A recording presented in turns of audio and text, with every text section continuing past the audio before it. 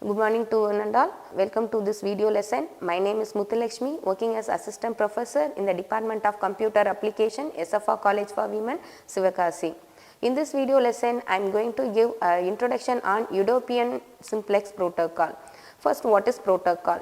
A protocol is nothing but a set of rules for formatting and processing the data over the network. In the Utopian Simplex protocol, in this protocol we use in data link layer, it is the second layer from the bottom of OSI reference model. This protocol assumes that both sender and receiver are always ready for data processing and both of them have infinite buffer. Unrestricted simplex, we can call it as unrestricted simplex protocol because it does not restrict the number of data and the buffer is not limited for a particular limit. So, the data transmitted in one direction only, transmitting and receiving layers are always ready. Processing time is ignored, infinite buffer space, ideal communication channel, so no loss, no error. We assume this protocol does not have any restrictions. So, we call it as unrestricted simplex protocol.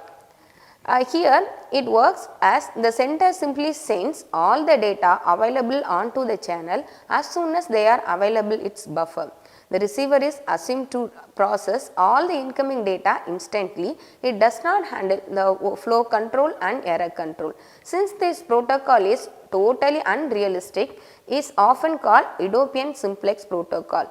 But in real time, we does not have like this because the sender can send the data slowly or very fastly, but the receiver cannot access the data as speed as the sender sends the data, but the error is also available while receiving data from the sender.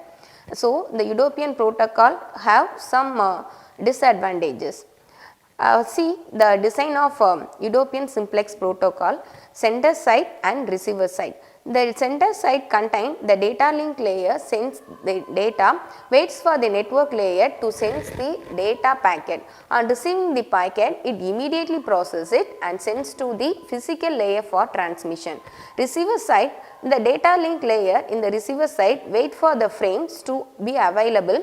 When it is available, it immediately processes it and sends it to the network layer as a packet. We know the a main function of data link layer is to convert binary data and frames into the packet for transmitting into the network layer.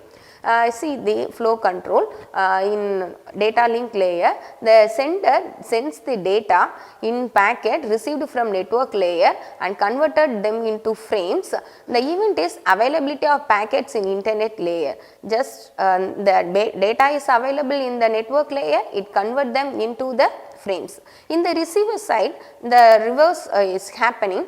The frames are converted into packets, that is from physical layer. It converts the frames into packets and ready for transmitting into the network. Arrival of frames in physical layer initiate the action of converting frames into packets. They execute the receiver algorithm. This is the algorithm for Utopian Simplex protocol. Here the sender execute the packet buffer. It starts converting the frames into packets ready for processing. From network layer, the data is received, so s.info equal to buffer. To physical layer, it converts them into the data. Here we conclude that we assume all the communication protocols have some errors and as well as we have some transmission time. Here we assume it is error free and the receiver will indefinitely quickly process the input, but this is not in the real case. The sender pumps the data onto the line as fast as it can. It is not possible in real time, so move on to other simplex protocol like stop and wait protocol and sliding window protocol. In this protocol, some advantages and disadvantages in simplex protocols as well as sliding window protocols. We depends upon our data processing. We can choose which protocol is best for our data transmission. Thank you. Thanks for watching.